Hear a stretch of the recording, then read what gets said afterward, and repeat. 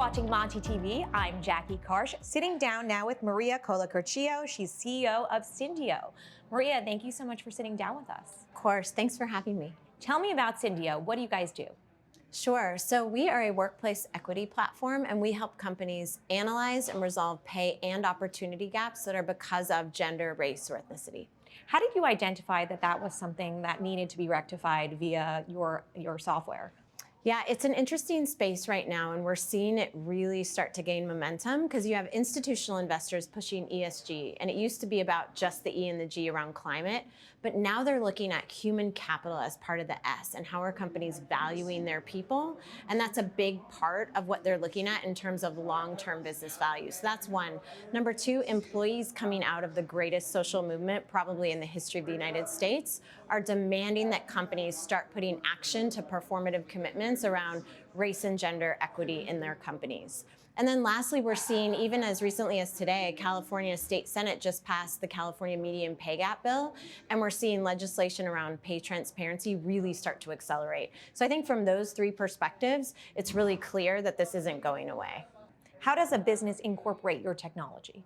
We integrate with a company's HRIS system, or like their big HR system where all their employee data is kept. So we integrate with those systems, we ingest that data, and very quickly, within minutes, we can show a company whether they have unlawful pay disparities that are because of something like gender, race, or ethnicity. So we run regressions, and then we show them data insights that key in on why are these problems happening. So instead of kind of playing whack-a-mole to catch up year after year, they can get ahead of them and start preventing them. How are you determining that there are these wage gaps based on some sort of discrimination? Yeah, so we run regressions. So it's really the same way that a law firm using an outsourced labor economist would do it. We're just doing it with software. So we're innovating the model and making it really fast and not as cumbersome as the old way, which is sort of like this once a year static audit.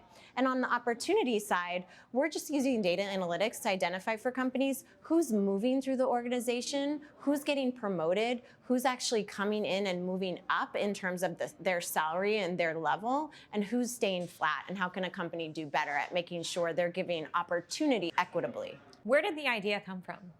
Yeah, the idea actually came from our original founder, and he's still with the company.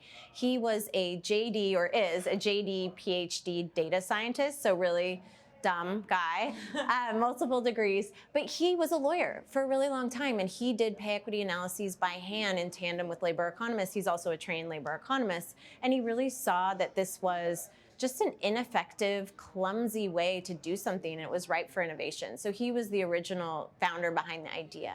Is it good for business? It really is. And I think what the institutional investors are finding out, they're starting to look and connect long-term value to things like Glassdoor reviews and how employees are rating their CEOs. They're fleshing out that companies like Activision, Blizzard are going to have a brand catastrophe before it happens because they're looking at employee engagement. They're looking at employee NPS. Would employees actually recommend to their friends and family that they come work there? So I think the way the worker has started to express their power, because the war for talent, as Mary Barra from General Motors said, it's over and the talent has won.